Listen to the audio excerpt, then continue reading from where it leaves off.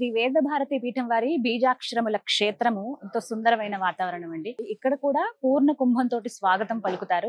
అలా ఎవరైతే లోపలికి వస్తారో ముందుగా హోమగుండం ఉంటుంది. ముందుగా శివయ్య దర్శనం మనకు కలుగుతుంది లింగ రూపంలో.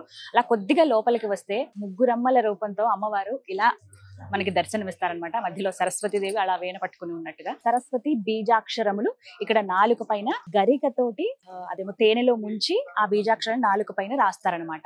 ఖచ్చితంగా అమ్మవారు జ్ఞానం ప్రసాదిస్తుంది అని. ప్రతిదీ ఎవరైతే వేదం నేర్చుకున్న వాళ్ళు గనక ఈ కార్యక్రమం చేస్తే వారి ద్వారా ఇలా నాలుక మీద రాయబడినప్పుడు వాళ్ళలో జ్ఞానం పెంపొందుతుంది, అమ్మవారి అనుగ్రహం ఉంటుంది అనేది ఒక నమ్మకం. స్వామీజీ వారు మంచి సంకల్పంతో ఈ కార్యక్రమం చేస్తున్నారు. బీజాక్షరములు రాయటం అనేది ఏదైనా సందర్భంలో లేకుంటే ఏదైనా పంచమికి మనం చూస్తూ ఉంటాము.